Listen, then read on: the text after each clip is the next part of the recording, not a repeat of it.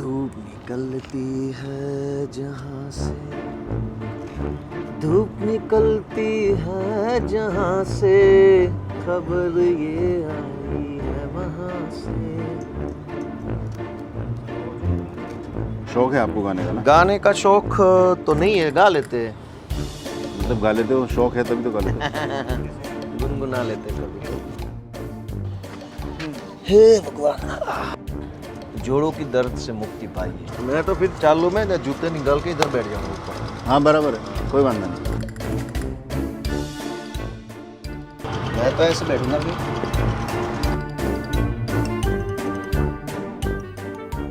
नहीं आप बड़ा चेहरा होगी नहीं। नहीं, हम तो आम आदमी हैं। कोई भाई गर्मी बहुत हो गई अभी। तब लोगों को बताया कि ये काम करने के लेवल पे पहुंचने से पहले क्या कुछ झेलना पड़ा। इसमें ये इंसिडेंट को भी हम शामिल कर लेंगे। अभी बहुत सारे કેમ છો? મજામાં? રિવરફ્રન્ટ ઈસ્ટમાં? સરસ સરસ. इंटरव्यू करવું મળશે ને? કરી શકે? इंटरव्यू ચાલે છે, વાંધો નથી ને? हाँ. क्या क्या ऐसा देखा होगा आपके अंदर अरविंद जी ने? कुछ महसूस होता है कि मेरे अंदर ये खासियत है? नहीं, मेरे अंदर तो कोई खासियत नहीं है। देखो, मैं एक साधारण आदमी हूँ। एक्स्ट्रा हम्बल हो रहे हो। एक्स्ट्रा हम्बल होने की बात नहीं है, लेकिन नहीं है तो मैं क्या कहूँगा। मैं खुद की तारीफ, क्योंकि मैं अभी प्रधानमंत्री नहीं हूँ कि मैं इस टाइप से खुद की तारीफ करने लगूँ। तो अभी जो है वही मैं बोलूँगा, करें। और लोगों को ये भी पता चलना चाहिए कि अहमदाबाद म्युनिसिपल कॉर्पोरेशन का ट्रक अभी पिछले 15 मिनट से हमारी कॉन्वर्सेशन खत्म होने की वेट कर रहा है। वेट कर रहे हैं, इंतजार कर रहे हैं कि कब आम आदमी पार्टी की सरकार सरकार इसी इंतजार में खड़े तो इसी इंतजार में खड़े म्युनिसिपल कॉर्पोरेशन भी कि चाहे उनको 15 मिनट रुकना पड़े, लेकिन सरकार अच्छी बननी चाहिए, वो इसी इंतजार में। Thank you. सीजन 2 की शुरुआत में पहले एपिसोड हम आपसे करेंगे। थैंक यू सो है ना, आप जबरदस्त ओपनिंग देने वाले हो, मुझे पता है। करें शुरू?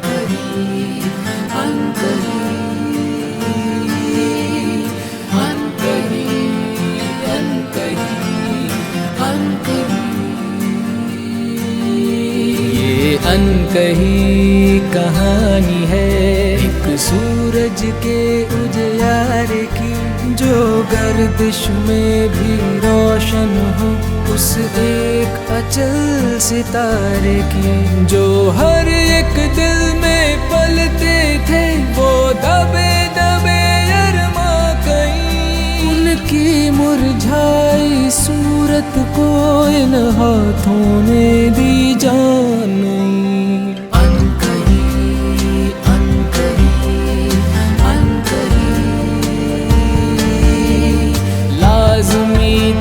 मगर फिर भी ना हुई।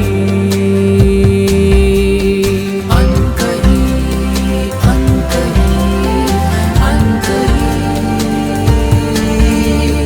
गुफ्तगू अनसुनी अब वो हो रही।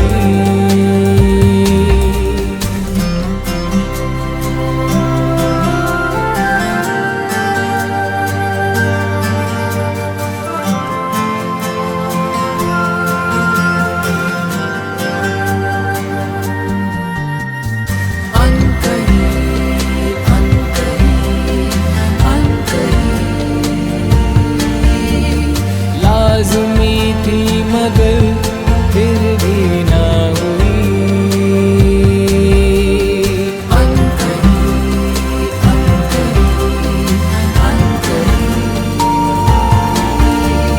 गुफ्तगू अनसुनी अब वो हो रही। अनकही अनफिल्टर्ड। दोस्तों, अनकही अनफिल्टर्ड सीज़न 2 की शुरुआत कर रहे हैं हम गुजरात से। गुजरात में आम आदमी पार्टी बहुत एग्रेसिवली कैंपेन कर रही है और गुजरात स्टेट के प्रेसिडेंट गोपाल भाई हमारे साथ हैं। गोपाल भाई, सीज़न 2 की शुरुआत में पहले एपिसोड हम आपसे कर रहे हैं। Thank you so much. है ना, आप ज़बरदस्त ओपनिंग देने वाले हो, मुझे पता है। क्यों पुलिस की नौकरी छोड़ी? नौकरी छोड़ने का रीज़न ये था कि मुझे हर वक्त ये लग रहा था कि कुछ बड़े प्लेटफॉर्म पे कुछ बड़ा काम करने की क्षमता है मेरे में। अच्छा। और पुलिस भी अपने आप में ठीक ही है, सब बढ़िया है, लेकिन प्लेटफॉर्म बड़ा रहेगा तो आपकी आवाज़ ज़्यादा लोगों तक पहुंचेगी, आपकी क्षमता जो है उससे ज़्यादा लोगों का फ़ायदा होगा। तो ये सोचते सोचते कुछ साल लग गए नौकरी में और अंत पे कंक्लूजन आ गया कि अब आगे बढ़ना है, कुछ और करना है, तो छोड़ दिए नौकरी को। फैमिली ने सपोर्ट किया था?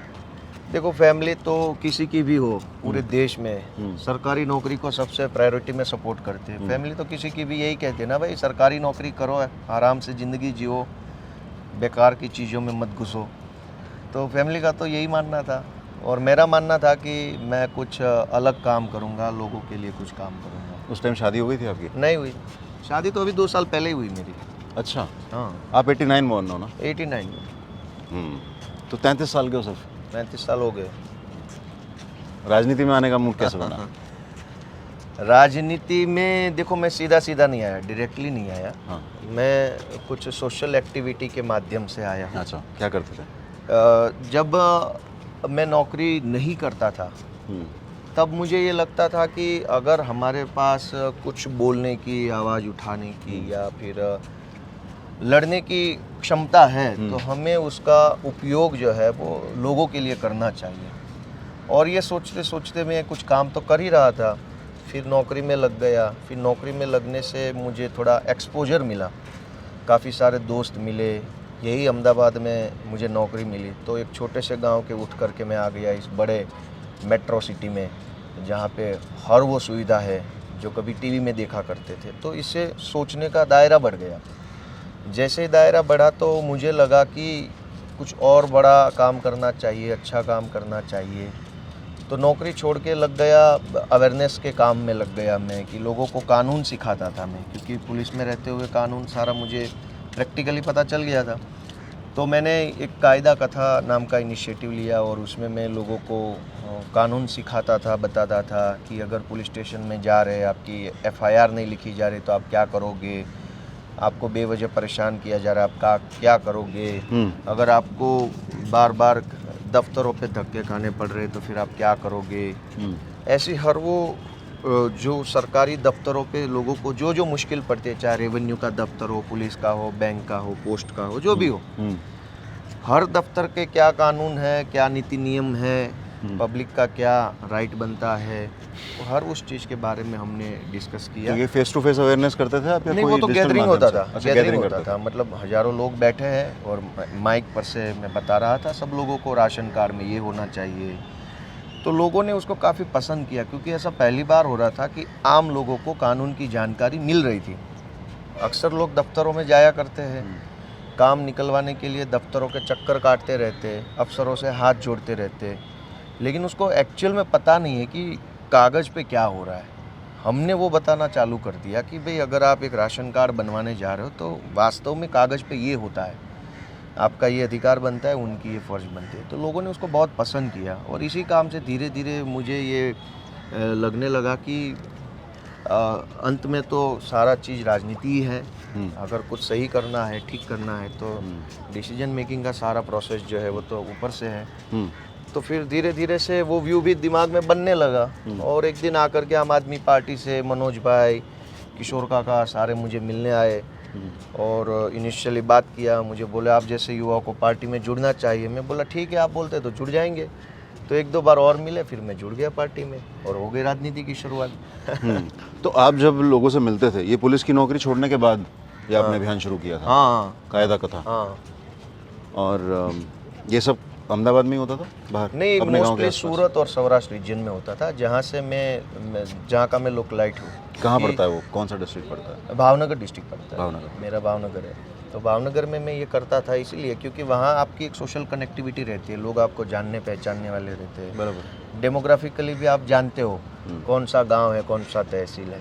तो पुलिस में आपकी क्या रैंक थी? क्या मैं कांस्टेबल था। कांस्टेबल था। हाँ। तो एक आपकी फेसबुक पोस्ट देख रहे थे हम, जिसमें आप एक्सपोज कर रहे थे कि क्या इंफ्रास्ट्रक्चर है, पुलिस को रहना कैसे मिलता है, कैसे वो सब कैसे होता था? पुलिस में रहने के बावजूद भी आप थोड़ा रिबेलियन थे। रिबेलियन तो देखो, अगर हमारे अधिकार के लिए हम रिबेल नहीं करेंगे तो फिर तो क्या फ़ायदा है पढ़े लिखे होने का। बिल्कुल ठीक बात है। थोड़ा तो बोलना पड़ेगा फिर। तो वहाँ पे जो इंफ्रास्ट्रक्चरल सुविधाएं हैं वो आज भी ठीक नहीं है। आज भी जो भी मतलब एक पुलिस स्टेशन को चलाने के लिए जो भी चीज़ चाहिए होती है वो आज भी नहीं है। मैं इसी पुलिस स्टेशन में जॉब करता था जहाँ हम खड़े हैं। अच्छा, यहीं पे मैं जॉब करता था। ये आप ही के अंडर आता था? जुरिस्डिक्शन इसी हाँ, था? जुरिस्डिक्शन यही था, यहीं पे घूमता फिरता था। तब ये बन रहा था। अच्छा, ये तब बना नहीं था, ये बन रहा था। ये मैं बात कर रहा हूँ 13 की। 13 में ये बन रहा था। तब मेरी ड्यूटी यहाँ रखती थी, कभी पेट्रोलिंग में। यहीं पे मैं पुलिस का जो मेरा सारा जो एक्सपीरियंस है वो इसी जुरिडिक्शन में बना है। अच्छा। तो पुलिस में ये है ना कि इंफ्रास्ट्रक्चरल सुविधाएं, जैसे एक पुलिस स्टेशन का एक बिल्डिंग ठीक ठाक होना चाहिए, और पुलिस वाले जहाँ रहते हैं उसको, क्योंकि पुलिस की ड्यूटी ऐसी है कि आप किसी ज़िले से उठ के किसी और ज़िले में ड्यूटी कर रहे हो तो एकोमोडेशन मिलना चाहिए। तो वो नहीं है, तो हमने आवाज़ उठाई कि ये ठीक नहीं है। अगर आप सरकार आपसे काम लेती है और आप ढंग से काम लेना चाहते हैं तो ढंग से सुविधा भी देनी चाहिए आपको। तो हमने उस टाइम पे आवाज़ उठाई, और उस आवाज़ उठाने के लिए मेरे ऊपर मुकदमे भी हुए पुलिस में रहते ही। तो तो किस परिस्थितियों में आपने पुलिस की नौकरी को छोड़ा था? क्या सिर्फ ये मन में था कि कुछ बड़ा करना है, या कुछ दबाव था कि यार इस सिस्टम में घुटन महसूस होती है, ये नहीं, मेरे वो लिए नहीं तो है? देखो, दोनों साइमल्टेनियसली एक ही चीज़ हो गया अपने आप में। घुटन तो नीचे के स्तर पे तो इतना अथॉरिटी भी नहीं होता है ना आदमी के पास। लेकिन मुझे ये तो लग रहा था कि मैं जितना लोगों को हेल्प करना चाहता हूँ वो नहीं कर पा रहा हूँ, क्योंकि मेरे पास पावर नहीं इतना। कांस्टेबल के पास तो क्या पावर रहेगा। तो मुझे लगा कि अगर आपको अच्छे से लोगों को बेहतर सेवा करनी है तो आपके पास चाहिए एक अथॉरिटी चाहिए, जिससे लोग आपकी बात को भी सुने और सत्ता में बैठे हुए जो लोग हैं वो भी आपकी बात को सुने। तो जैसे पुलिस में मैं देखता था कि जो बिल्कुल लोअर मिडिल क्लास है, या जो बिल्कुल बैकवर्ड क्लास है, या जो गरीब वर्ग है, वो जब पुलिस स्टेशन आते हैं तो उसकी बात सुनी नहीं जा रही है। तो बड़ा दुख होता था कि क्यों नहीं सुना जा रहा है। कंप्लेन तो इनकी भी है, इनकी भी कंप्लेन है। अगर ये रसूखदार आदमी आ रहा है तो उसको सुना जा रहा है, बिठाया जा रहा है, चाय पिलाई जा रही है, और इसको तो बिठाया तो क्या सुना भी नहीं जा रहा है। तो ये थोड़ा अजीब लग रहा था। अजीब इसलिए लग रहा था कि मैं उस आदमी में अपने आप को देखने की कोशिश करता था, क्योंकि मैं गाँव में पैदा हुआ, गाँव में बड़ा हुआ। तो गांव में बड़े सीधे साधे से लोग होते हैं जिसको हर सरकारी अफसर धमकाते हैं, क्योंकि वो ये मानते गांव वाला क्या कर लेगा। तो कभी हमने भी उस चीज़ को सहा है, मतलब देखा है नज़रों के सामने कि जैसे मैं मेरे टाइम पे मैं सरकारी भर्तियों में जाने के लिए कुछ कागजात बनवाने हैं, तहसील की ऑफिस से डोमिसाइल बनवाना है, इनकम प्रमाण पत्र बनवाना है, या इधर उधर का जो भी। तब हम जब जाते थे तब उनका जो नज़रिया था, लाइन में खड़े हो जाओ, इधर बैठ जाओ, आज नहीं होगा कल होगा, जाओ नहीं कर देंगे, जिसको बोलना है बोल दो। तो ये चीज़ अच्छी नहीं लगती थी। आज फिर मैं कांस्टेबल बन के आ गया पुलिस स्टेशन में। आज किसी दूसरे के सामने अगर मैं ये बोलूँ जाओ नहीं करेंगे तुम्हारा काम, कल आ जाना, आज नहीं आना, तो वो सही नहीं लग रहा था। क्योंकि पास्ट में तो हमने भी ये देखा है कि ये सही नहीं है, लेकिन करना वही पड़ता था जो सही नहीं था। तो अच्छा नहीं लग रहा था। वो तो लग रहा था कि भाई इसको कैसे बदलेंगे, तो कैसे बदलेंगे वो चीज़ दिमाग में घूम रही थी। और उसका एक जवाब भी था कि बड़े प्लेटफॉर्म पे बड़े आवाज़ के साथ आपको काम करना चाहिए। तो धीरे धीरे से ये सेंटीमेंट स्ट्रांग हो गया और किसी दिन फैसला भी आ गया। आपको पार्टी ज्वाइन किए कितना टाइम हुआ? मेरे 2 साल तो हो गए, 2 साल ख़त्म हो गए। 2 साल में इस मुकाम तक पहुंचना आसान बात नहीं है। आसान तो नहीं है कोई बात, इतनी उम्र में खास तौर पे। आसान नहीं है। क्या ऐसा देखा होगा आपके अंदर अरविंद जी ने? कुछ महसूस होता है कि मेरे अंदर ये खासियत है?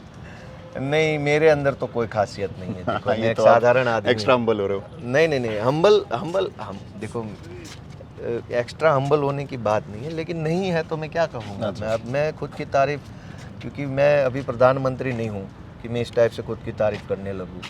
तो अभी जो है वही मैं बोलूँगा। सही बात। लेकिन मुझे ये लगता है कि जब मैं पार्टी में शामिल हुआ तो मुझे आज मैं जितना समझ पाता हूँ राजनीतिक चीज़ों को, पार्टी के अंदर के सिस्टम को और पॉलिटिकल डिसीजंस को, नरेशन को, मुझे लगता है इतने बड़े स्केल पे जो हो रहा है, इतना लार्जर पिक्चर तो मैं इमेजिन भी नहीं करता था उस टाइम जब मैं जुड़ा। क्योंकि मैं साफ साफ बोल रहा हूँ, अब मैं तारीफ़ करने के लिए बोल दूँ कि नहीं मैंने ये सोचा देश के लिए, वो करूँगा ये करूँगा फिर जुड़ गया, ऐसी बात नहीं है।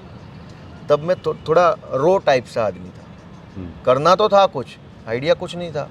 राजनीति में तो मतलब किसी भी लेवल पे मैंने काम ही नहीं किया था। ये बात थी कि मैं भाषण अच्छा कर लेता था बहुत पहले से, जब से नौकरी छोड़ी है तब से लेके माइक पे मुझे स्टेज फियर कभी नहीं रहा। किसी भी सब्जेक्ट पे अच्छा बोल लेता था। ये लोग भी बोलते हैं और मैं खुद भी मानता हूँ मेरे बारे में कि मैं बोल लेता हूँ ठीक ठाक। तो स्टेज फियर नहीं था, बोल लेते थे, लेकिन बाकी चीज़ों का आइडिया नहीं था। लेकिन जैसे मुझे मौका मिला, सबसे पहले मैं पार्टी में जब शामिल हुआ तब मुझे स्टेट वाइस प्रेसिडेंट बनाया गया। और तब पार्टी बहुत छोटी हुआ करती थी, लोग तो थे ही थे, लेकिन आज जितने हैं इतने तो नहीं थे, संगठन उतना फैला नहीं था। फैला हुआ नहीं था। तो वो जिम्मेदारी थी हमारे ऊपर कि अब फ्रेश एनर्जी आई है पार्टी में, अच्छे बोलने वाले लोग आए तो कुछ करेंगे। तो ये जो जिम्मेदारी को फुलफ़िल करने के लिए बहुत मेहनत किया। तो उसमें दौड़ना भागना भी पड़ा, कुछ झेलना भी पड़ा, कुछ FIR भी हुई, कुछ लोगों ने मतलब क्रिटिसाइज़ किया, कुछ लोगों ने अप्रिशिएट किया। तो सारी चीज़ों को मिला करके जब काम करते गए, किसी मौके पे अरविंद जी को लगा होगा कि भाई इनको एक मौका देना चाहिए, क्योंकि हमारी जो आम आदमी पार्टी है वो तो मौका देने के लिए, प्लेटफॉर्म देने के लिए ही तो जानी जाती है पूरे देश में कि ये सबको प्लेटफॉर्म प्रोवाइड करती है। तो एक तरीके से मुझे भी ये प्लेटफॉर्म मिला और करते करते फिर अब यहाँ पहुँचे। अब देखते हैं आगे क्या कर पाते हैं हम। नहीं, बहुत अच्छा कर रहे हैं सब लोग। और पूरे देश को आम आदमी पार्टी की गुजरात की परफॉर्मेंस से बहुत उम्मीदें भी हैं और उस पर नज़र भी। करेंगे इस बार ज़रूर करेंगे, बढ़िया करेंगे काम। अभी पुलिस की गाड़ी देख के मुझे पुलिस के से जुड़े कुछ और सवाल ध्यान में आ रहे हैं।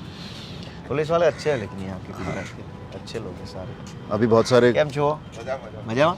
સરસ. રિવરફ્રન્ટ ઈસ્ટમાં? સરસ. ઇન્ટરવ્યૂ કરવું મળશે ને? કરી શકે? ઇન્ટરવ્યૂ ચાલે છે, વાંધો નથી ને? હા. પરમિશન લેવું પડે ને પોલીસ મળી જાય તો? અહીંયા જતો માધુપુરામાં, એ વખતે ઈસ્ટ નહોતું બન્યું. हाँ. तो मैं इधर आ गया, चलेगा ना? चलेगा, ठीक है। तो पूछना पड़ता है बीच बीच में, क्योंकि अपने को कोई जर्नलिज्म की नॉलेज तो है नहीं, जर्नलिज्म कर ही नहीं रहे ना हम, तो बात कर ही नहीं रहे। तो पर थोड़ा सा बाद में डांट पड़ सकती है कभी भी कि अरे ऐसा नहीं करना था, वैसा करना था। अभी देखा ना, मेरी शर्ट मुड़ी थी तो सीधी करी उसने आके। सही बात। तो अपने को ख्याल नहीं रहता। खैर, तो हाँ, तो पुलिस में आपको क्या लगता है कि पुलिस रिफॉर्म्स की बहुत सालों से चर्चा होती रही है, जुडिशियल रिफॉर्म्स की बात होती रही है, प्रिजन रिफॉर्म्स की बात होती रही है।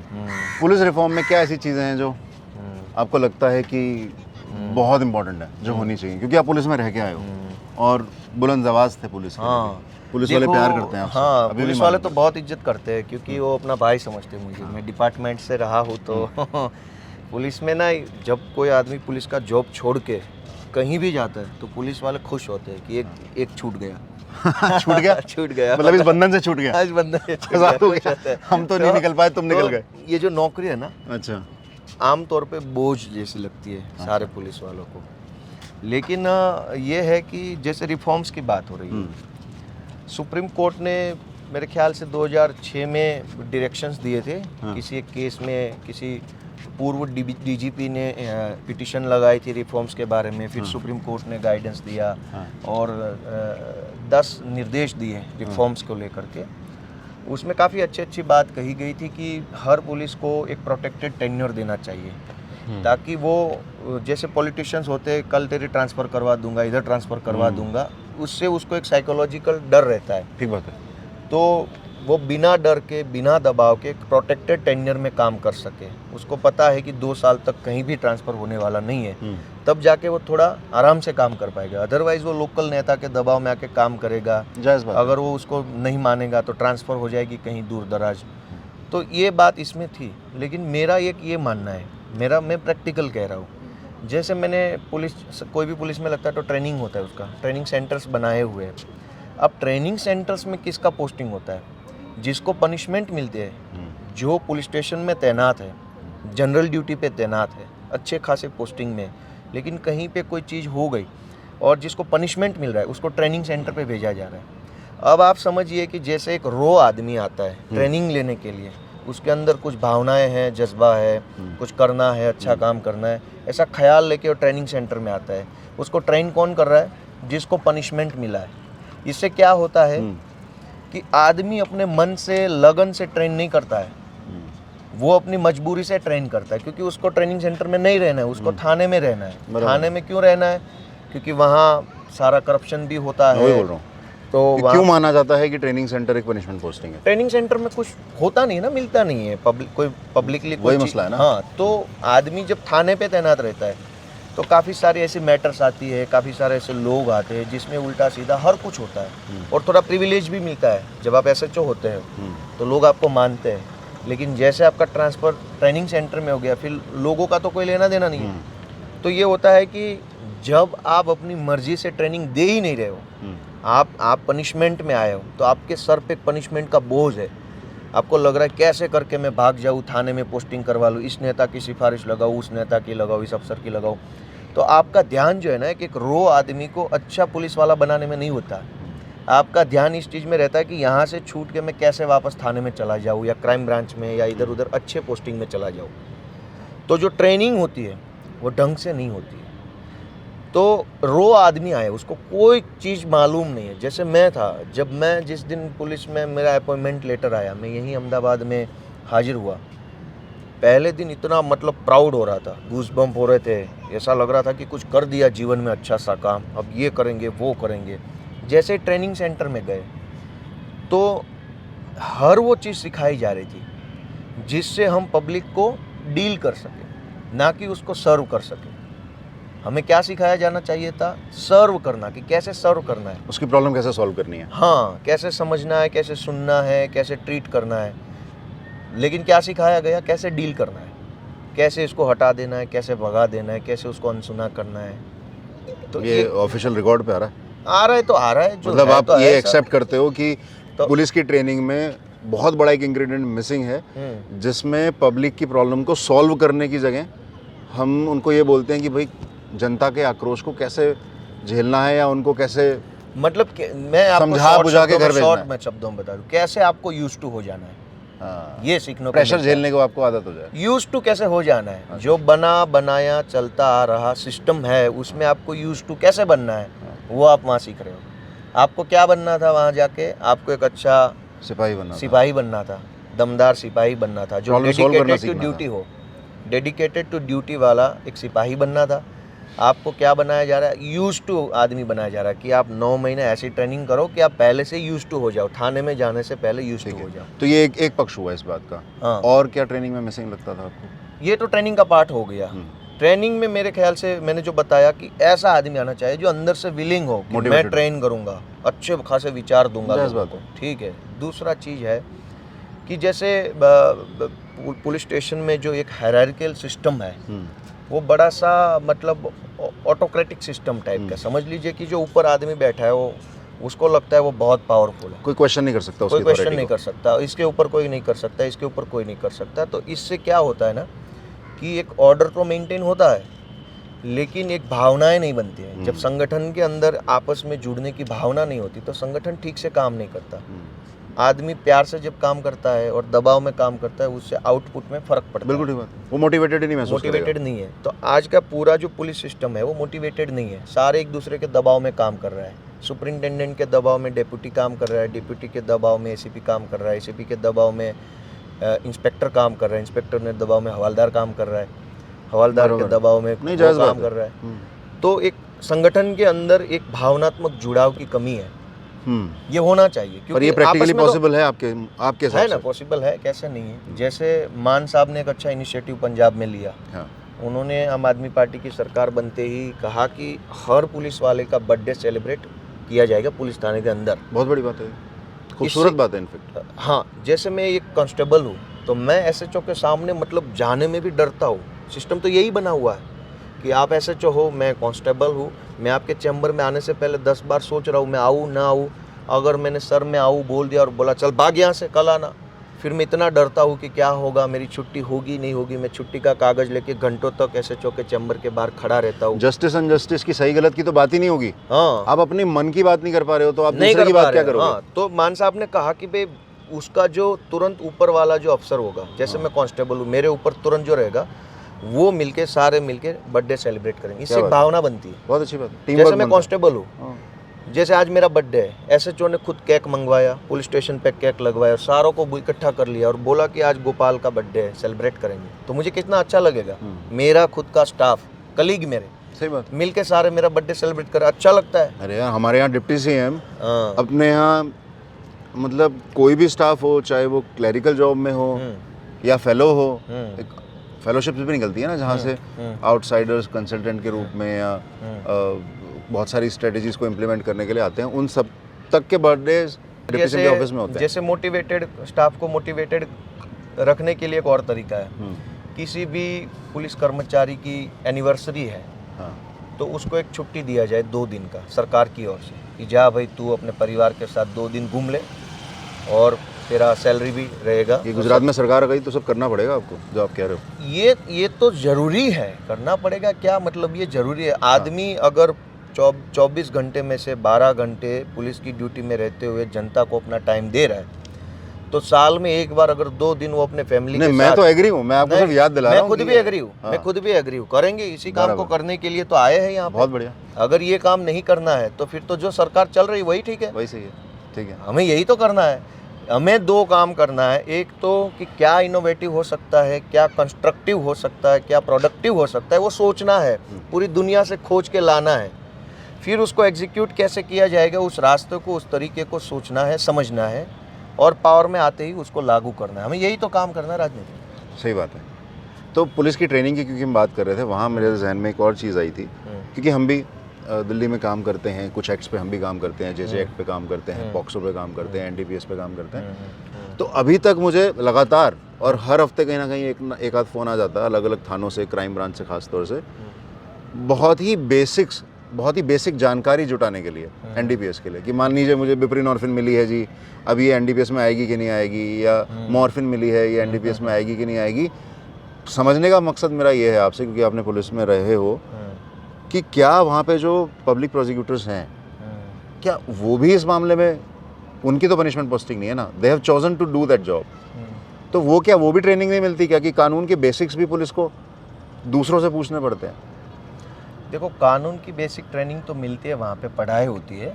ट्रेनिंग सेंटर में सुबह आपका फिजिकल ट्रेनिंग होता है पूरे 9 महीने तक, और शाम को 3-4 घंटे तक कानून की पढ़ाई होती है, और फिर इवनिंग के जो 2 घंटे उसमें ये मनोरंजन होता है। बिल्कुल ठीक है। तो मान लीजिए आप उस ट्रेनिंग से आप मान लीजिए क्राइम ब्रांच में शिफ्ट हुए, या आप मान लीजिए नारकोटिक सेल है वहाँ आप शिफ्ट हुए, तो क्या कानून की तब कोई ट्रेनिंग होगी कि नहीं होगी? वो ब्रिज ट्रेनिंग कोई होगी? नहीं, तब जो पहले ट्रेनिंग हो गई वो खत्म? वो इसमें क्या होता है कि जैसे ट्रेनिंग सेंटर में कानून की किताब पढ़ाई जाती है कि कौन सा कानून बना है, क्या सेक्शंस है, क्या प्रोविजन है, बस। लेकिन जब किसी कानून की किसी सेक्शन को जब आप वास्तव में इन्वोक करना चाहते हैं, तब आपको कितने कागज़ बनाने हैं, उसमें क्या लिखना है, वो तो प्रैक्टिकल है। क्योंकि जैसे इंडियन पिनल कोड है, 500 से ज़्यादा धारा है, हर धारा को लागू करने के लिए अलग कागज़ बनता है। अब 9 महीने में आप एक ही कानून की अगर 500 धाराओं को क्रियान्वित करने के लिए अब सीखोगे तो फिर तो कोई लगेगा नहीं। CRPC में इतनी, एविडेंस एक्ट में इतनी है, NDPS में है, गैम्बलिंग एक्ट में इतने, हर एक्ट की हर धारा को आप कैसे लागू करेंगे? सही बात। तो वो तो प्रैक्टिकल नॉलेज है। आपको एक बेसिक सा आइडिया लेना है कि क्या कानून है, कैसे बना है, कानून का क्या प्रावधान है, इन्वोक कैसे करते हैं कानून को, और कानून किस तरीके से आगे बढ़ता है, और कानून का प्रोसेस कैसा है, from the registration of FIR to chargesheet, from the initiation of the court matter to the judgment. तो ये पूरा प्रोसेस कैसे चलता है, उसका एक लार्जर पिक्चर आपको समझने में मिलता है। बाकी तो प्रैक्टिकल है सर। आपके पास वो विलिंग आदमी भी तो चाहिए कि जिसको ये सीखना है, थोड़ा वो माइंडसेट भी। सारा ऐसा नहीं है सिस्टम खराब है, कभी इधर की बात नहीं, दोनों बात है। कि जैसे 100 आदमी रिक्रूट हुए, 100 में से ऐसे कितने लोग हो गए जो ये चाहते हैं कि मुझे कानून को अच्छी तरीके से पढ़ना है या मुझे जनता को बहुत कम सर्व है। करना है। हाँ, बहुत कम है। सब तो ये चाहते हैं कि जैसे ड्यूटी लगेगी अच्छा पोस्टिंग मिल जाएगा, फिर शुरू से ही चालू हो जाएंगे। तो सारे पोस्टिंग के चक्कर में रहते हैं। ट्रेनिंग ख़त्म होने से पहले सिफारिशों का फ़ोन लगाते रहते हैं कि अच्छे थाने में, अच्छी ब्रांच में पोस्टिंग हो जाएगा। अच्छी ब्रांच का मतलब क्या है? नहीं, अच्छी बता दो ब्रांच का मतलब होता है कि जहाँ प्रिविलेज ज़्यादा हो, Privilege, हर किस्म रुबाब ज़्यादा हो। रुआब ज़्यादा हो, प्रिविलेज हो। प्रिविलेज का मतलब सब है, तो वो उसको अच्छा मानते हैं। जहाँ प्रिविलेज नहीं है तो फिर तो ये तो एक as a youth leader also, मतलब भले आप पॉलिटिक्स आपने चूज़ की, तो कहीं ना कहीं ये तो युवा का एक जो माइंड फ्रेम है युवा का, कि वो देश को सर्विस करने वाले लोग कितने इंटरेस्टेड हो रहे हैं सर्विस को ज्वाइन करने में, और कितने ऐसे लोग हो रहे हैं ज्वाइन जिनको प्रिविलेज चाहिए या जिनको पैसा कमाना है। ये तो अनुपात में भी गड़बड़ी हुई ना कहीं। गड़बड़ी तो है, हर जगह पे है। ठीक है, इसकी हमें समझ होनी चाहिए, बाकी तो ठीक है, सुधरते सुधरते चीज़ें सुधरेंगी। देखो धीरे धीरे से सब बदलेगा, धीरे धीरे से आइए। लोगों की समझ बढ़ेगी तो सारी चीज़ें अपने आप बदल जाएगी। हे भगवान, बदल सकती है, लेकिन बदल सकती है, क्यों नहीं बदलेगा? आज तक तो दुनिया बदलती ही आई है। अगर नहीं बदलती होती तो हम हड़प्पा और लोथल सिविलाइजेशन के टाइम में ही जीते होते। तो काफ़ी बदला हुआ है, तो बदलेगा आगे। इन लोगों से खौफ नहीं लगता आपको? आपको ऐसा नहीं लगता कि औकात से ज़्यादा बड़े लोगों से पंगा ले लिया? तो वो तो औकात से ज़्यादा ही बड़े हैं, जो आप बोल रहे मैं मान रहा हूँ। हाँ, और इनसे किस बात का डर? क्या किस चीज़ से डरेंगे? अगर हमने कोई गलत काम जीवन में किया नहीं तो क्यों डरना है? डरता कौन है? नहीं, आपको मालूम है गुजरात के गृह मंत्री से लेकर हाँ। संजीव भट्ट तक अलग अलग ऐसे वाक़या हुए हैं जिसमें हमें पता है, इतिहास गवाह रहा है 2002 से लेकर और आज तक क्या क्या कहा करा है इस सरकार ने। तो एक जहन में कहीं ना कहीं कुछ खौफ तो रहता होगा कि यार बहुत खतरनाक लोग हैं। खतरनाक तो है, हाँ, इसीलिए तो लड़ना है। अच्छे लोग होते तो हम क्यों लड़ते? खौफ नहीं है। क्यों खौफ रहेगा? कैसे, किस बात का? कितनी एफआईआर हुई है अभी तक आपके पास? मेरे ऊपर तो हो गई होगी बहुत ज़्यादा। नंबर तो याद होगा? डबल फिगर में। खतरनाक लोग तो ये है, ये कुछ भी कर सकते हैं, लेकिन लड़ने की तो रीज़न ही यही है। लड़ना तो इसीलिए है कि ये इतने बदमाश लोग हैं कि ये कुछ भी कर सकते हैं। तो लड़ाई यही है कि इस टाइप के लोगों को देश में सत्ता पे नहीं होना चाहिए, और इन लोगों को हटाने के लिए चाहे जो मर्जी कर ले, करना पड़े।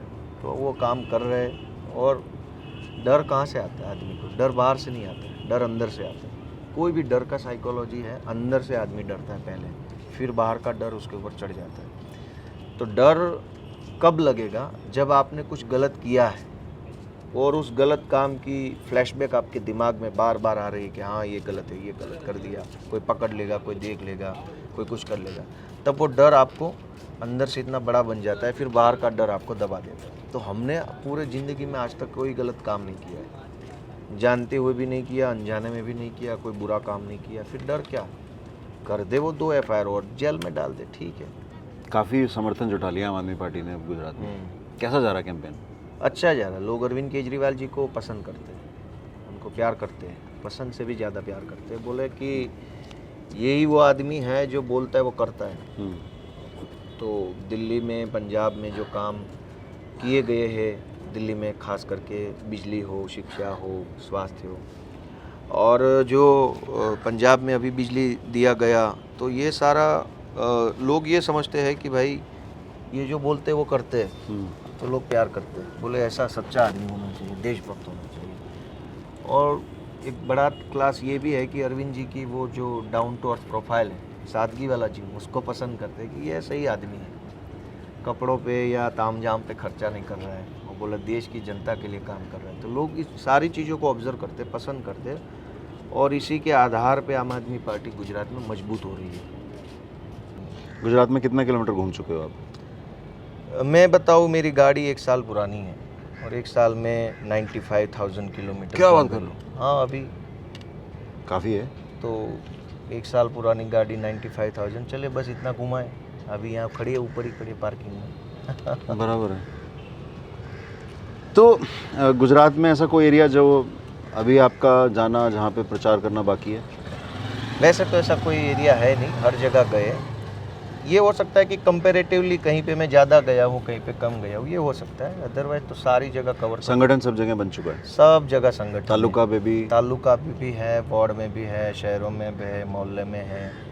कहीं ज़्यादा संख्या है, कहीं कम है, कहीं ज़्यादा एक्टिव है, कहीं कम एक्टिव है, ये सब अलग अलग है। अदरवाइज है तो सब जगह पे, तो गुजरात की हर विधानसभा में, हर वार्ड पे, हर बूथ हर पे, जगह पे हर बूथ पे हमारा आदमी बैठा हर है। बूथ पे आदमी है।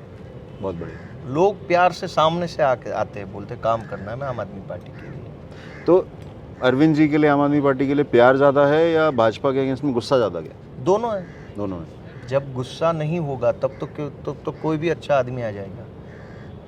गुस्सा, एक के प्रति गुस्सा होता है तब दूसरे के प्रति अपने आप थोड़ा प्यार भी बन जाता है। फिर जिसके प्रति प्यार बनता है वो आदमी अगर अच्छा है तो प्यार बढ़ जाता है। सही बात। तो इस इंसिडेंट में यही हुआ है। गुस्सा तो है ही है, लेकिन इस गुस्से को कहाँ जाके निकाले बाहर, तो एक ऑप्शन मिला आम आदमी पार्टी, अरविंद केजरीवाल। और जैसे आम आदमी पार्टी और केजरीवाल को देखते तो पार्टी भी अच्छी है, लोग भी अच्छे हैं, तो प्यार और बढ़ जाता है। तो दोनों है। हार्दिक पटेल क्यों गए भाजपा में? अब बीजेपी में जाने का तो देखो, पूरे देश की अगर पॉलिटिकल सिनारियो देखे तो बीजेपी में जाने के मोटे मोटे मुझे 2-3 रीज़न लग रहे हैं। एक तो आदमी पैसा लेके जाता है, एक आदमी डर के मारे जाता है, ईडी से, पुलिस से, कोर्ट से, सीबीआई से डरता है तो बीजेपी में जाता है। एक आदमी मोटा पैसा लेता है तब बीजेपी में जाता है।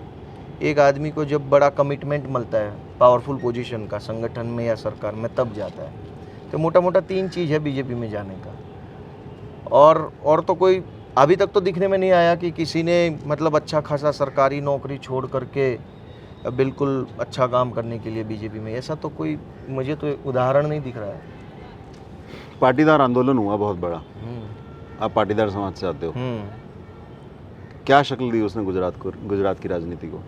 ये अच्छी बात है, ये अच्छी बात है। देखो, किसी भी आंदोलन का अंत जो है, उस अंत के विषय में बहस हो सकती है कि ये अच्छा किया, ये बुरा किया, ये होना था, वो होना था। लेकिन अगर मैं सोचूं कि इस आंदोलन से क्या मिला, मुझे लग रहा है कि एक बड़े स्केल पे राजनीति के बारे में सोचने की जो एक परंपरा थी उसमें बदलाव आया।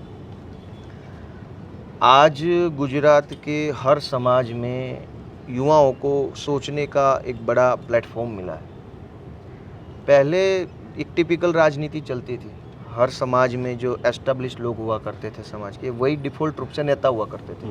हर समाज का यही दिक्कत था कि उस जाति का जो पैसे वाला आदमी है या जो दबंग आदमी, उसी जाति से वो डिफ़ॉल्ट रूप से पार्टी को रिप्रेजेंट करता था या पॉलिटिकल रिप्रेजेंट करता था अपने समाज को।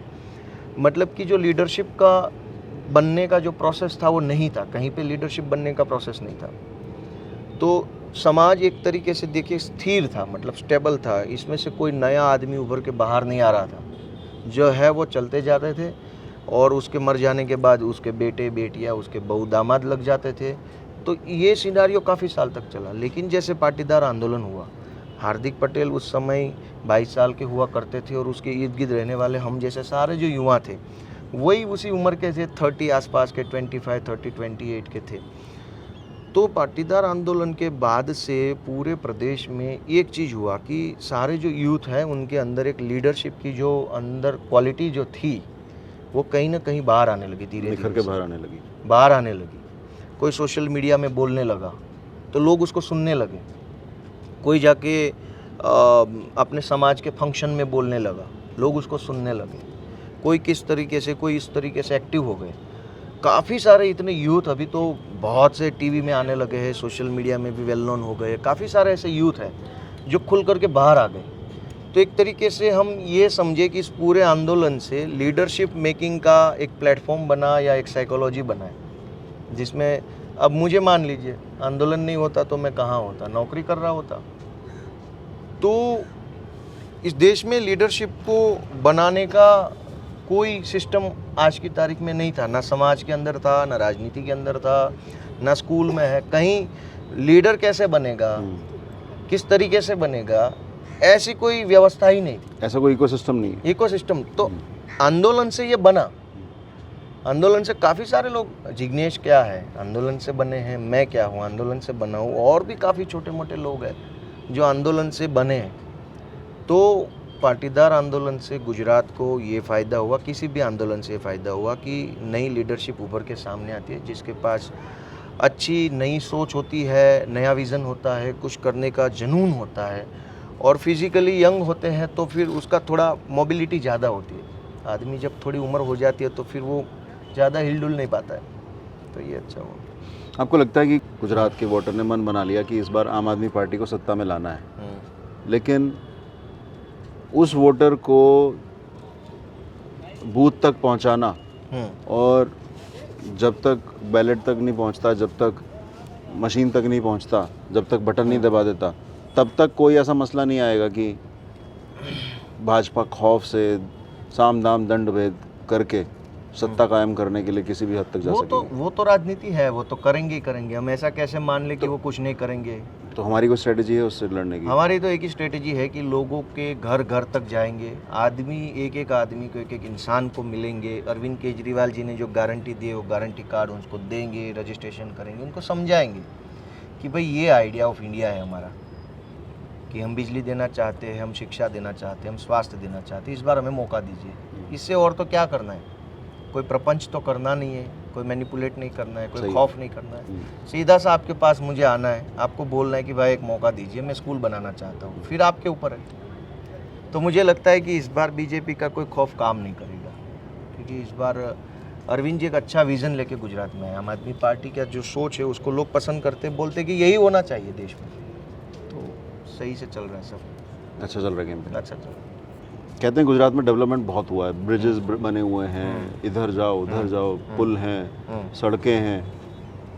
फिर आम आदमी पार्टी डेवलपमेंट का इशू लेकर यदि लोगों में जाएगी तो लोगों को ऐसा नहीं लगेगा कि भाई आप स्कूल की बात तो करते हो, आप एजुकेशन की बात करते हो, आप हेल्थ की बात करते हो, लेकिन ब्रिजेस की बात नहीं करते हो? क्या आपको लगता है कि ब्रिजेस बहुत हैं, सड़कें पूरी ठीक हैं गुजरात की?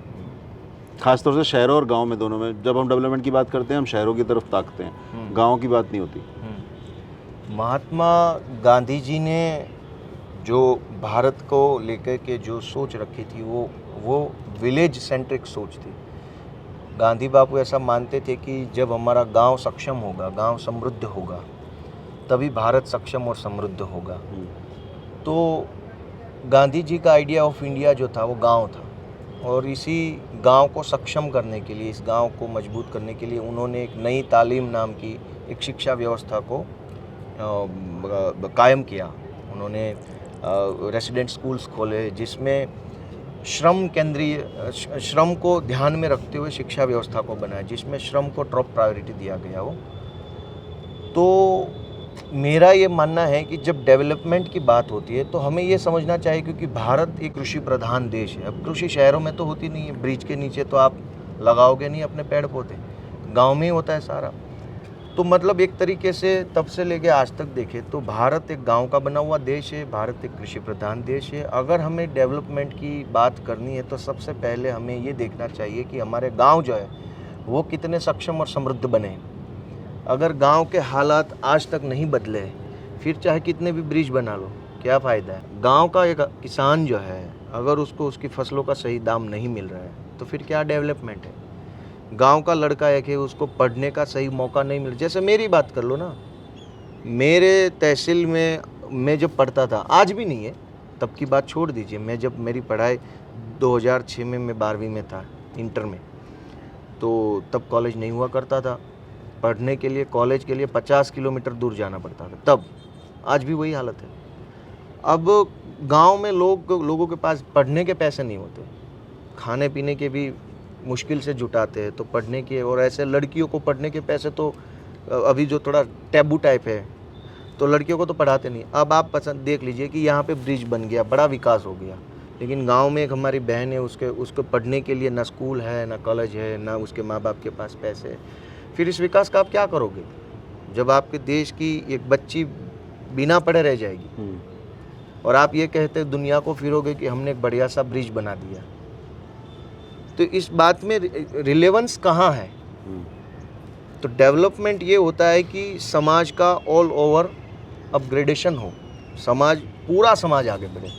ना कि डेमोग्राफिकली कोई एरिया आगे बढ़ जाए, ना कि समाज के हर तबके में से कोई एक तबका बड़ा ऊपर चला जाए। अभी शहरों में बड़े बड़े ब्रिज बन रहे हैं तो लग रहा है डेवलपमेंट हो गया, तो गांव का क्या होगा? सेमी टाउन जो उसका क्या होगा? और मिड टाउन है जो सेमी टाउन भी नहीं है, जो गांव भी नहीं, इस टाइप के जो, इसका क्या होगा? वहाँ पे ब्रिज छोड़िए, स्कूल भी नहीं है ढंग का। तो डेवलपमेंट के डेफिनेशन को थोड़ा सुधारने की ज़रूरत है। कानून व्यवस्था कैसी है? आप पुलिस में भी रहे हो, खासतौर से महिला सुरक्षा को लेकर क्या माहौल है? देखिए, कागज़ की बात करें, अगर आप एनसीआरबी का डाटा देखें, स्टेट क्राइम रिकॉर्ड ब्यूरो का डाटा देखें, तो लगेगा कि सब कुछ ठीक है, बहुत बढ़िया चल रहा है। लेकिन जब आप किसी थाने में जाइएगा शिकायत लिखवाने के लिए, तो आपकी शिकायत नहीं लिखी जाएगी। आपको बोला जाएगा कल आओ, परसों आओ, इधर आओ, उधर आओ, देख लेंगे, सोच लेंगे, कर लेंगे। तो फिर तो वो आंकड़ा एनसीआरबी में जाना ही नहीं है। समझ रहे आप? अगर मेरी एफआईआर ही नहीं लिखी जाएगी, फिर एनसीआरबी के डाटा जो है उसमें वो कैसे होगा? वहाँ पे तो कम नंबर दिखाए जाएंगे महिलाओं के खिलाफ अत्याचार के मामले जब रजिस्टर्ड ही नहीं होंगे। ऐसे ही आपको कहा जाएगा, बोला जाएगा ऊपर ऊपर से, तो फिर तो क्या फ़ायदा है? तो कानून व्यवस्था की अगर बात करें तो यहाँ पे कानून व्यवस्था में सबसे बड़ी दिक्कत यह है कि पॉलिटिकल इन्फ्लुएंस बहुत है बीजेपी के लोगों का, बहुत है। अब तो माहौल ये है कि बीजेपी के लोग आए दिन पुलिस स्टेशन में जाके थानेदार को मारते हैं, एसएचओ को मारते पीटते हैं, गाली गलौज करते हैं। पिछले दिनों में अभी हमने ये देखा कि एसएचओ के चैम्बर में बीजेपी के महिला मोर्चा की किसी पदाधिकारी की बर्थडे थी, तो बीजेपी की महिला मोर्चा पदाधिकारी ने व्हाट्सएप पे मैसेज डाला, इस थाने में मेरा बर्थडे सेलिब्रेट करेंगे। तो एसएचओ के चैम्बर में बीजेपी का पटका डाल के 10 महिलाएं बर्थडे सेलिब्रेट कर रही है। पुलिस स्टेशन में पार्टी का बर्थडे सेलिब्रेट हो रहा है। अब ये माहौल है। अब पुलिस तो करना चाहती है, पुलिस तो चाहती है कि अच्छा काम करे, क्रिमिनल्स को पकड़े, सारों को कंट्रोल में रखे, सारे जो इस टाइप के लोग हैं उसको, और समाज में एक अच्छी सुरक्षा व्यवस्था बनाने। लेकिन पुलिस के काम में बीजेपी के लोग ही इतने अड़चन डाल रहे। पिछले दिनों में बड़ौदा में देखा कि एक आदमी को पुलिस ने पकड़ के पुलिस स्टेशन ले जाए गए, तो बीजेपी के जो काउंसिलर है वहाँ के नगर निगम का, वो थाने में जाके हंगामा किया बड़ा, पुलिस का पकड़ लिया, शर्ट पकड़ लिया, बोले साले तेरा ये कर दूंगा, वो कर दूंगा। अभी 2 दिन पहले इस अहमदाबाद में बीजेपी के, आज उसके खिलाफ एफआईआर भी हो गई। 2 दिन पहले अहमदाबाद के एक काउंसिलर ने जाके वो अस्पताल में हंगामा कर दिया और ज़बरदस्ती एक महिला अधिकारी का मुंह पकड़ के उसमें ज़बरदस्ती पानी डाल दिया। 2 दिन पहले की अहमदाबाद की बात है, आज एफआईआर हुई। महिला अधिकारी का मुंह पकड़ लिया बीजेपी के काउंसिलर ने और ज़बरदस्ती पानी डाल दिया। बदमाशी, मतलब कानून व्यवस्था जो है इसको एक तरीके से आप समझ लीजिए कि ओवरटेक कर लिया है बीजेपी के लोग। गुंडागर्दी, बिल्कुल गुंडागर्दी। हर जगह जाओ आप, पुलिस को मारते पीटते, गालियाँ देते, तेरा ये कर दूंगा, ट्रांसफ़र करवा दूंगा, इधर ओपनली बोल रहे, ओपनली कर रहे सारा। तो गुंडागर्दी तो आप तक भी पहुंचेगी। मनोज भाई को पीछे चोट लगी, आज तो पहुंचेगी ना। तो हम तो देखो आए ही यहाँ पे संघर्ष करने के लिए, तैयार हैं आप? तैयार थे तभी तो आए, है क्या? हम तो थे तभी तो पार्टी से शामिल हुए, जुड़ रहे, काम कर रहे। बिना लड़े भी तो हम देखो, संघर्ष तो तब भी रहता है। तो आम आदमी पार्टी जो दावा करती है राजनीति बदलने का, राजनीति सिर्फ पावर में आने के बाद नहीं बदली जाती। राजनीति संगठन के लेवल पे भी बहुत सारा काम होता है, राजनीतिक गतिविधियां बहुत सारी होती हैं। आप ईमानदारी से बताओ, भूलो कि आप कैमरे में हो, मुझसे बात कर रहे हो, ईमानदारी से कि आम आदमी पार्टी में क्या आपको लगता है, राजनीति डिफरेंट है? राजनीति को अरविंद जी ने जब ये पार्टी बनाई तब ये कहा गया था कि राजनीति को बदलने के लिए आए हैं, राजनीति करने के लिए नहीं आए हैं। तो तब तो सिर्फ एक वाकया था, लोगों को कैसे यकीन होता कि वाकई में बदलाव होगा, नहीं होगा। या तो एक होप थी, एक उम्मीद थी कि हाँ ठीक है, चलो कोशिश करते बदलने की। अरविंद जी को एक भरोसा था, उनको पता था कि उनको क्या करना है। लेकिन आज 10 साल के बाद अगर हम बैठ के देखते तो बदलाव तो दिखता है। जैसे पहले के पॉलिटिकल सिनारियो में अगर हम देखें तो किसी भी पार्टी के राजनेता कोई अच्छी चीज़ देखने के लिए विदेश जाया करते थे। बोले कि अमेरिका गए ये देखने के लिए, स्विट्ज़रलैंड गए ये देखने के लिए, वो देखने के लिए, देख के घूम के फिर के वापस भी आ जाते थे, करते कुछ नहीं थे। लेकिन अब राजनीति बदल गई है। अब देश के किसी भी कोने से राजनेता उठ करके दिल्ली के स्कूल देखने जाता है। मतलब अब आप अच्छी चीज़ देखने के लिए विदेश नहीं जाना पड़ता है, आपको अपने ही देश में मिल रही है देखने के लिए, समझने के लिए, सोचने के लिए। तो ये एक तरीके का बदलाव ही है। आप अगर दिल्ली के किसी भी स्टेट के सीएम साहब अगर दिल्ली के स्कूल देखने जाते हैं तो ये बदलाव है। दूसरी बात कि पहले ये हुआ करता था कि किसी दो पार्टी के नेता तब ही एक प्लेटफॉर्म पे साथ दिखते थे जब दोनों का राजनीतिक गठबंधन होता था चुनाव से पहले, तब भी दोनों एक साथ एक फ्रेम में दिखेंगे। क्या बढ़िया बात बताई आपने। अदरवाइज कभी आप दो नेता को साथ में नहीं देखेंगे। राजनीति में ये बदलाव आया है कि स्टालिन साहब जो है वो केजरीवाल जी के साथ दिख रहे हैं, ये तेलंगाना के सीएम साहब केसीआर साहब जो है वो केजरीवाल जी के साथ दिख रहे हैं, केजरीवाल जी जो है वो किसी और स्टेट के शिक्षा मंत्री के साथ दिख रहे हैं, किसी और स्टेट के शिक्षा मंत्री मनीष जी के साथ दिख रहे हैं। किस मुद्दे पे दिख रहे हैं? स्कूल के मुद्दे पे दिख रहे हैं, राजनीति के मुद्दे पे नहीं दिख रहे कि चलो इन दोनों पार्टियों का गठबंधन हो गया, चुनाव साथ में लड़ रहे, दोनों साथ में मिल के स्टेटमेंट करते हैं। ये नहीं है। अब ये है कि महाराष्ट्र का शिक्षा मंत्री दिल्ली जा कर के मनीष जी के साथ बैठ के शिक्षा की बात करता है। इससे बड़ा, इससे क्रांतिकारी बदलाव क्या हो सकता है? बिना गठबंधन के, बिना राजनीति के दो नेता अगर मिल रहे तो मुझे लगता है कि ये देश में बहुत बड़ा बदलाव है। और भी काफ़ी चीज़ें हैं जिसको हम कह सकते हैं कि ये बड़ा बदलाव है, जिसमें एक ये है कि सरकार जब बनती है तब सब लोग किस मुद्दे पे सरकार बनाते हैं वो किसी को पता नहीं होता है। चुनाव के ठीक पहले इधर उधर के सेंटिमेंटल मुद्दे आ जाते हैं, लोग भावनाओं में बह जाते हैं, आधे इधर चले जाते हैं, आधे इधर चले जाते हैं, चुनाव ख़त्म हो जाता है, फिर लोग लग जाते हैं वही अपनी रोज़मर्रा की ज़िंदगी में, और नेता जो है 5 साल तक सेंटिमेंट पे सरकार चलाते हैं। अब उस चीज़ में बदलाव है। अब लोग बोल रहे हैं कि शिक्षा के नाम पे वोट करेंगे, स्वास्थ्य के नाम पे वोट करेंगे, हमने जो टैक्स दिया है उस टैक्स का हम पूरा सुविधाएं लेंगे। ये बदलाव है। देश में इतने साल चले गए, कभी जन सुविधाओं के नाम पे सरकार बनाई नहीं गई। ये बात अलग है कि हर सरकार ने कुछ न कुछ तो काम किया है, हम ये नहीं कह सकते कि कुछ नहीं हुआ, कुछ न कुछ हुआ है, छोटा मोटा हर सरकार ने किया है, लेकिन प्रायोरिटी बेस पे नहीं हुआ है। कोई भी काम हुआ है वो तो एक डिफ़ॉल्ट या टिपिकल वे में हुआ है, वो तो चाहे राष्ट्रपति शासन होता तब भी होना था, फिर सरकार बनाने का क्या फ़ायदा। लेकिन प्रायोरिटी बेस पे अगर अस्पताल बन रहा है, प्रायोरिटी बेस पे अगर स्कूल बन रहा है, बिजली दी जा रही है, और उसी मुद्दे पे बार बार जनता के पास से वोट मांगे जा रहे, तो मुझे लगता है कि ये राजनीतिक बदलाव है, ये अच्छी चीज़ है। और यही सपना अरविंद जी का तब होगा, और इस सपने पे 8-10 साल बाद जनता भी भरोसा कर रही है कि नहीं, हो सकता है, अरविंद जी ने करके दिखाया। संगठन के रूप में, संगठन जब काम करता है तो तमाम कार्यकर्ता होते हैं, लोग होते हैं जिनसे आप रोज़ बात करते हैं, उसमें क्या बदलाव है? उसमें क्या डिफरेंट है बाकी पार्टियों में और आम आदमी पार्टी में? देखो, बाकी पार्टियों में तो मेरा काम करने का अनुभव नहीं रहा, लेकिन फिर भी अगर मीडिया से, बातों से, सोशल मीडिया से जानते हैं तो थोड़ा इन्फॉर्मेशन रहता है। लेकिन बाकी पार्टियों में और इस पार्टियों में बेसिक जो फ़र्क अगर हम देखें तो वो है अपॉर्चुनिटी का। बाकी पार्टियों में जल्दी से मौका नहीं मिलता किसी को भी, बहुत देर लगती है, बहुत साल पार्टी में रहना पड़ता है, 20 साल 30 साल तक पार्टी में काम करो तब जाके पार्टी के एक अच्छे पद पे या अच्छे टिकट पे मौका मिलता है। इस पार्टी में आपको, अगर आपके अंदर पोटेंशियल है, काम करने की भावनाएं है, अगर आप जुनूनी आदमी हो कि देश के लिए कुछ करना है, तो आपको जल्दी से मौका मिलता है। ये बाकियों में इसमें फ़र्क है।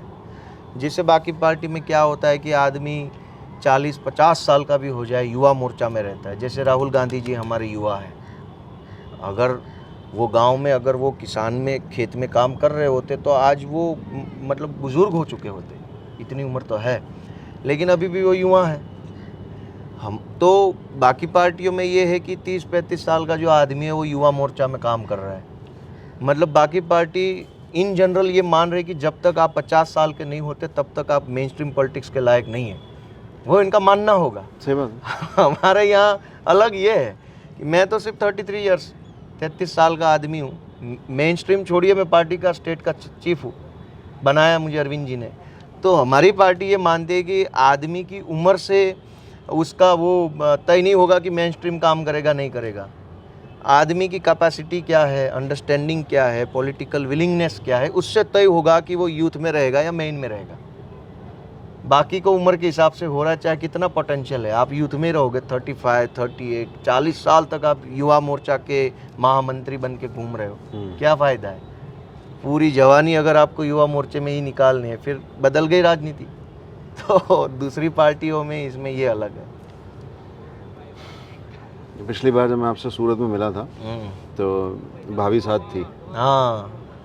जब आप कितना टाइम बिता पाते हो परिवार के साथ, क्या बातचीत होती है, कैसा रहता है घर पे बिताया गया समय? घर पे तो समझ लीजिए समय जाता ही नहीं है, घर पे मैं जा ही नहीं पाता हूँ, समय ही नहीं रहता है। अभी मेरी प्राइम रिस्पॉन्सिबिलिटी है पार्टी में, और चुनाव का अभी दौर चल रहा है, तो इतना वक्त नहीं मिलता है कि घर पे जाओ, बैठ के कुछ अच्छी बातें कर लो, तो ज़्यादा बात नहीं होती है अभी तो। और वो भी बड़ी अच्छी है, काफ़ी सपोर्ट करती है मुझे हर चीज़ में, बोले कि ठीक है आप अगर समाज के लिए, देश के लिए अच्छा काम कर रहे हो तो मैं भी थोड़ा बहुत एडजस्ट कर लूँगी। तो वो थोड़ा नहीं, वो तो बहुत ज़्यादा एडजस्ट कर रही है, तो वो भी स्ट्रगल कर रही है मेरे साथ साथ, मैं यहाँ स्ट्रगल कर रहा हूँ और वो अकेली घर पे स्ट्रगल कर रही है। बोले नई शादी हुई है, 2 साल ही हुए हमारे, तो सबका मन होता है कि साथ में घूमना फिरना, बातें करना, मूवी देखना। अब लास्ट कब गए थे किसी मूवी पे? लास्ट तो गए ही नहीं है, कभी नहीं गए? कभी नहीं। 2 साल में कोई मूवी नहीं दिखाई? नहीं देखा। 2 साल में क्या, इससे पहले 2 साल कोरोना का हुआ, उसमें भी नहीं देखा, तब तो बंद था सब। फिर शादी हो गई। मेरा क्या हुआ ना, कोरोना के टाइम पे तो सारा बंद था। कोरोना में जैसे 2020 में शादी हुई? मेरी 20 में शादी हुई, तो जैसे लॉकडाउन थोड़ा सा खुलने लगा, उसी दौरान मेरी शादी हो गई। शादी जैसे ही शादी हुई, उसी दिनों में, शादी से लगभग 10 दिन पहले मेरे ख्याल से मैं पार्टी में शामिल हुआ।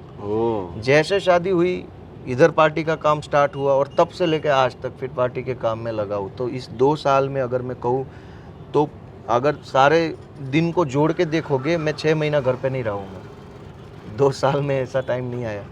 जाता हूँ कभी कभार, मिलते हैं, बात करते हैं। ऐसा धन्यवाद भाभी, आपका कैमरे में देख के बोलते हैं। आप भी धन्यवाद करो भाभी का। धन्यवाद, थैंक यू सो मच। जो शादी भी तब की जब 10 दिन पहले उनको, मतलब एक तरह से मालूम पड़ चुका था कि 10 दिन पहले आपने ज्वाइन कर ली थी। 10 दिन बाद ज्वाइन करी होती तो मानते कि थोड़ा इसमें गलत फहमी में शादी कर ली। नहीं गलत फहमी नहीं, तो उनको पता था, मैं पॉलिटिकली नेचर का पता था। मैंने कहा था कि भाई हम तो पब्लिक लाइफ में जीना चाहते हैं, तो थोड़ा रिस्ट्रिक्शंस भी रहेगा।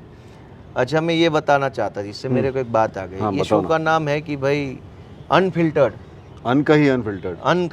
हमारे बाद तो अनफिल्टर्ड और भी आ गया, इसलिए अनकही अनफिल्टर्ड पूरा बोलना पड़ेगा। अनकही तो ठीक है, अनकही तो हो सकती है, लेकिन अनफिल्टर तो अब कुछ नहीं होता है, सारा फिल्टर्ड ही होता है। क्योंकि पब्लिक लाइफ में जब आप होते हैं तो काफ़ी चीज़ें अपने आप में फिल्टर्ड हो जाती है। अच्छा, आप पब्लिकली जाके कभी भी मूवी नहीं देख सकते, तो फिल्टर हो गया वो लाइफ का, वो हिस्सा ही फिल्टर हो गया। फिर आप मुझे कितना भी पूछ लोगे, मैं क्या बताऊँगा।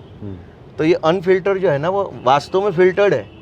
Life filter life zero. आप पब्लिक लाइफ में हो, लोग आपका नाम को, आवाज़ को, चेहरे को जानते, आपकी काफ़ी सारी एक्टिविटी होता है ना, वो या तो वो सेंसर्ड हो जाती है। सही बात। मतलब आप कहीं भी कभी भी घूमते नहीं हो, कहीं रेस्टोरेंट में जाके खा नहीं सकते हो, कहीं भी कैसे भी खड़े होकर के बोल नहीं सकते, आपको कभी गाने का मन हो गया गा नहीं सकते। तो काफ़ी चीज वो तो गुनगुना लेते हैं, लेकिन मतलब मैं ये कहता हूँ कि अनफिल्टर्ड नहीं है, मतलब आदमी फिल्टर हो गया। हर चीज़ को सोचना पड़ता है करने से पहले। आदमी फिल्टर्ड आदमी है। अब फिल्टर्ड आदमी बोलेगा तो बात अपने आप से फिल्टर्ड हो गई है। सही बात है। तो ये तो आपका गांव ओरिजिनली भावनगर से ही रहा है? मेरा गांव भावनगर से 45 किलोमीटर दूर पड़ता है। टिम्बी नाम है, छोटा सा गांव है बिल्कुल। वहीं पर मैं पढ़ा हूँ, बड़ा हूँ, और वहीं से मेरी सारी जो समझ है वो वहीं से आई है मुझे। लेकिन गांव का होने का बहुत बड़ा फ़ायदा है। तो इतना बताओ कि युवा बहुत देखते हैं हमारे शो को, 33 साल में स्टेट लेवल पे डील करने की मैच्योरिटी, साथ साथ अरविंद जी के साथ काम करना, वो एक अलग लेवल की मैच्योरिटी, तो सजगता, मतलब उसमें तो बहुत सारा कैपेसिटी चाहिए। अरविंद जी के साथ बैठना कोई छोटी बात नहीं, छोटी बात नहीं है। हाँ। तो यदि वो पूरी मैच्योरिटी आप में आई है, यदि आप उस यात्रा के बीच में भी हैं, मान लेते हैं, तो कौन कौन से जीवन के ऐसे अंश रहे हैं आपको जो आप श्रेय दोगे, जिसने वो मैच्योरिटी देखो दी पहले आपको? तो मैं मैच्योर नहीं हूँ। नहीं हो? कोशिश रहती है मेरी कि मैच्योर बन जाऊँ, लेकिन मैं बन नहीं पाता हूँ। तो थोड़ा अंदर से हंसी आ जाती है कि यार मैं क्यों नहीं बन पा रहा हूँ। हर वक्त मैं थोड़ा ऐसा लाइट मूड में रहता हूँ। लोग समझते हैं ये बच्चा है, तो थोड़ा मुझे भी लगता है कभी कभी मैच्योर बनना पड़ेगा, लेकिन कैसे बने? क्या तरीका है कि जैसे लोगों को, जैसे आप सीरियस मुंह करके बैठ जाओ तब लगेगा मैच्योर है, नहीं, तुम काम की बात कर रहे हैं, आपकी जिम्मेदारी बहुत मैच्योर जिम्मेदारी है, बहुत बड़ा योगदान कर रहे हो आप पार्टी के लिए। हाँ हाँ इतने बड़े, इतने क्रूशल स्टेट का प्रेसिडेंट 33 साल का है। हो सकता है कि नरेंद्र भाई और शाह साहब बैठ के सोचते हैं अरे 33 साल का लड़का देखो हमें मैं कैसे मेरा challenge करेगा? बताऊँ, आपने बोला मैच्योरिटी कहाँ से आती है। अरविंद जी के साथ में जैसे दौरा होता है मैं दिखता हूँ। अरविंद जी जैसे देश के सबसे जाने माने लोकप्रिय नेता के साथ में बैठना, वो तो पब्लिक में जो दिख रहा है उसके साथ काम करना, उनके विचारों को आगे बढ़ाना, पार्टी को आगे बढ़ाना, मतलब बड़ा मुश्किल काम तो नहीं है लेकिन आसान भी नहीं है। तो मैच्योरिटी कहाँ से आती है? मैच्योरिटी आती है आदमी की खुद के स्ट्रगल से। ये कहीं वीडियो देखने से, मोटिवेशनल वीडियो देखने से नहीं आती है, या कोई किताब इसी अच्छी अच्छी पढ़ लो, किसी का जीवन संघर्ष देख लो, इससे मोटा मोटा आइडिया आता है। लेकिन आपके अंदर का कैरेक्टर जो बनता है वो तो खुद के स्ट्रगल से ही बनेगा। तो मेरा जो पूरा जो जीवन रहा है वो स्ट्रगल से पूरा भरा हुआ रहा है। वैसे कहीं मैंने सुना था कि किसी एक आदमी को पूछा गया कि आप मुझे ठीक से याद नहीं आ रहा है, हाँ बात ये थी, किसी ने कहा कि भाई मैं पहले बहुत गरीब था, फिर मैंने ये किया, फिर वो किया। तो सामने वाले ने कहा भाई ये देश ही गरीबों का है, तो डिफ़ॉल्ट रूप से आप पहले गरीब ही हो गए, इसमें बताने की ज़रूरत नहीं है कि आप गरीब थे। तो मेरा भी यही हाल है। मैं अलग से ये नहीं कह रहा हूँ कि मैंने बहुत संघर्ष किया, देश ही संघर्ष का है, यहाँ हर आदमी को संघर्ष करना पड़ता है। हालात ऐसे हैं, सामाजिक संरचना ऐसी है, सरकारें ऐसी है, राजनीति ऐसी है कि हर आदमी को स्ट्रगल करना पड़ रहा है। जो राजभवन में पैदा नहीं हो रहा है उसको तो स्ट्रगल तो मैंने भी किया है, लेकिन इसमें क्या है कि गांव में जब आप रहते हो तो आपका स्ट्रगल शहर से थोड़ा ज़्यादा बढ़ जाता है। आपको पढ़ने के लिए स्ट्रगल करना है, समाज के अंदर आपको एडजस्ट होने में आपको स्ट्रगल करना पड़ता है, फिर आपको अगर कोई धंधा रोजगार चाहिए या खुद का करना है तब स्ट्रगल करना पड़ता है। इन सारे संघर्षों से 30 साल लगे मुझे। मेरे पिताजी नहीं हैं और इसमें भी बीजेपी वालों ने बहुत कीचड़ उछाला मेरे ऊपर, आगे भी उछालेंगे, जब मेरा नॉमिनेशन होगा चुनाव में तब लेके आएंगे। क्योंकि 30 साल पहले जब मैं छोटा हुआ करता था तब मेरी माँ और पिताजी का डाइवोर्स हो गया है। इतने साल हो गए, अब 30 साल हो गए।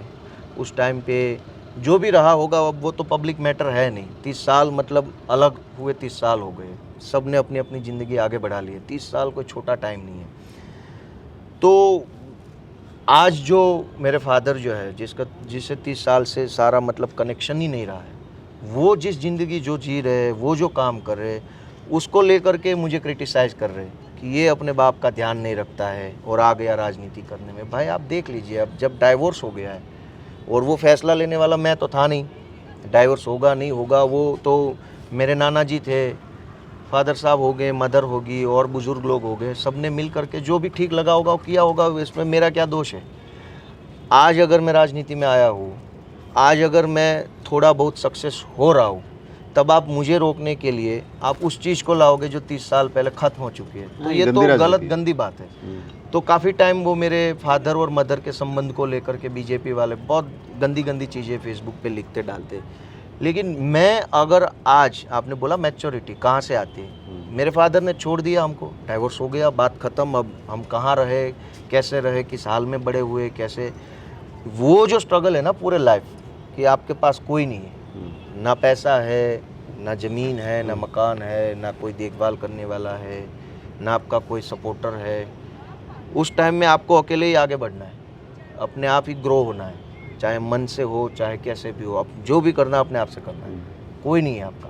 तो मैं वो पूरी ज़िंदगी जीते जीते यहाँ पहुँचा हूँ। कितने भाई हो आप लोग? मेरा एक छोटा भाई है, मेरे से 2 बड़ी बहनें हैं, टोटल 4 भाई बहन हैं। सारे साथ में रहे, अकेले ही सारे बड़े हुए, जो भी किया अकेले किया, इसमें किसी का कोई प्रकार का सहयोग नहीं रहा। मेरी माँ ने मुझे बहुत अच्छे से परवरिश किया, वो बेचारी गांव की है और अकेले अकेले उसने भी अपना सारा जीवन बिताया। तो ये जो स्ट्रगल है ना अकेले बड़े होने का, उससे सारी अंडरस्टैंडिंग आ जाती है। कोई एक इंसिडेंट जो आप बताना चाहो अपने बचपन के स्ट्रगल का?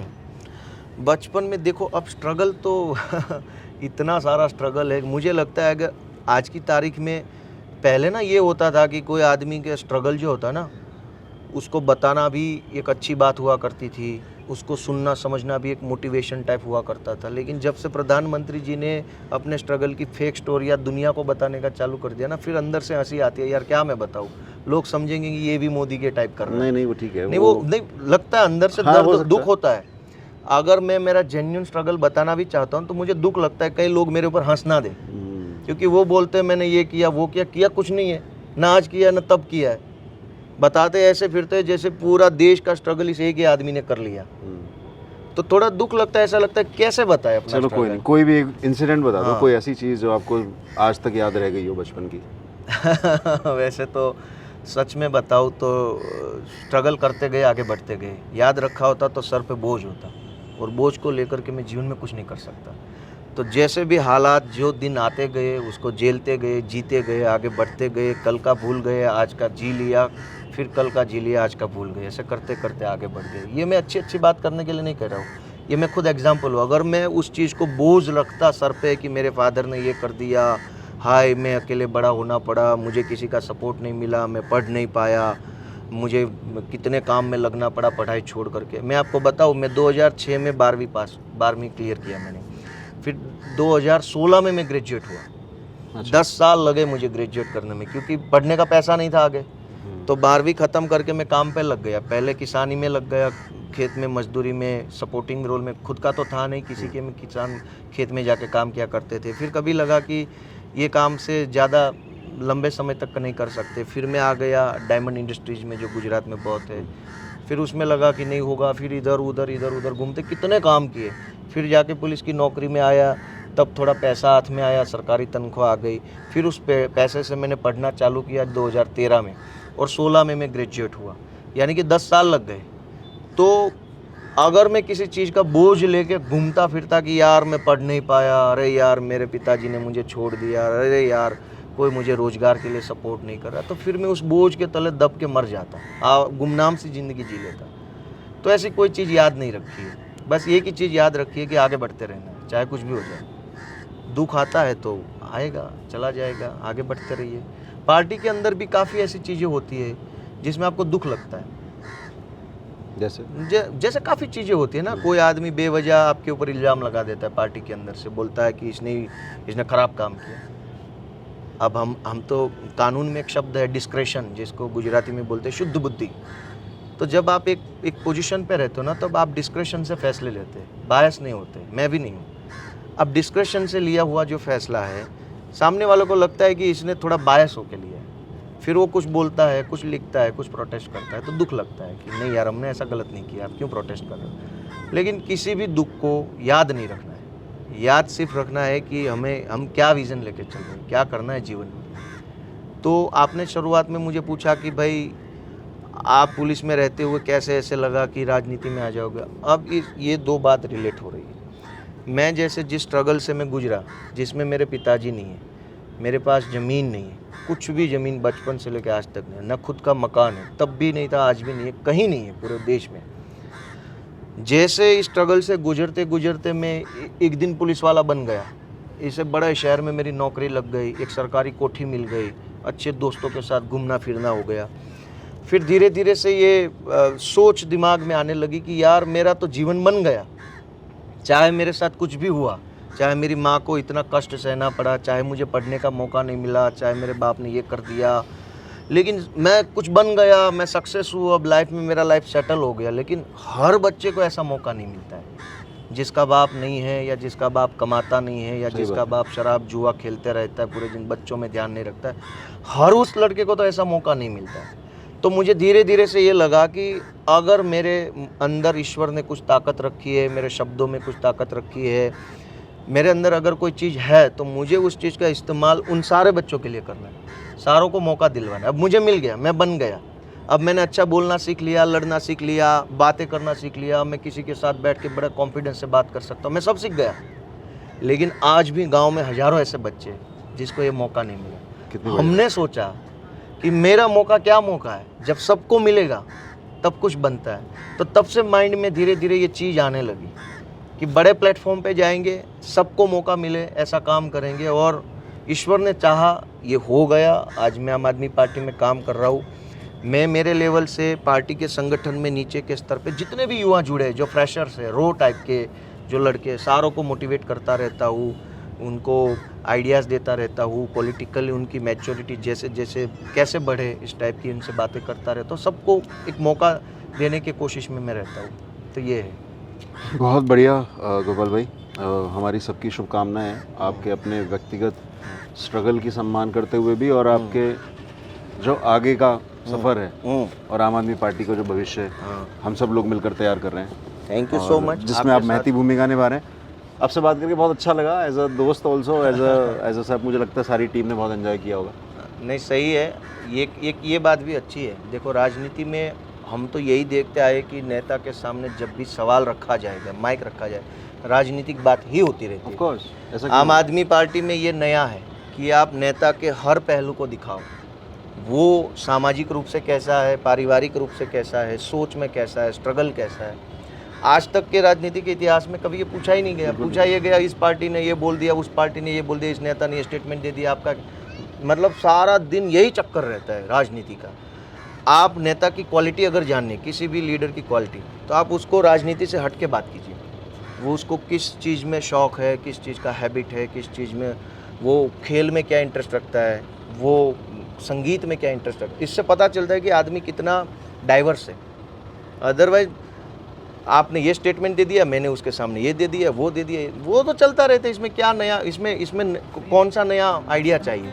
आपके स्टेटमेंट में काउंटर करने के लिए मुझे कोई आइडिया नहीं चाहिए, लेकिन एक अच्छी बात को एक्सप्रेस करने के लिए मुझे काफ़ी विचार और कंटेंट चाहिए। बिल्कुल। तो ये अच्छी बात है कि आप पॉलिटिक्स के हट के बात कर रहे हैं। लोगों को जानने मिलेगा कि जिनको वो लीडर मानने जा रहे हैं वो कैसा है, तब पता चलता है कि इनको सपोर्ट करे ना करे। और लोगों को ये भी पता चलना चाहिए कि अहमदाबाद म्युनिसिपल कॉर्पोरेशन का ट्रक अभी पिछले 15 मिनट से हमारी कॉन्वर्सेशन खत्म होने की वेट कर रहा है। वेट कर रहे हैं। अच्छे लोग हैं, सारे इंतजार कर रहे हैं कि कब आम आदमी पार्टी की सरकार है। इसी इंतजार में खड़े इसी इंतजार में खड़ी है म्युनिसिपल कॉर्पोरेशन भी, कि चाहे उनको 15 मिनट रुकना पड़े, लेकिन सरकार अच्छी बननी चाहिए। वो इसी इंतजार में। Thank you so much. Thank you. Thank you sir.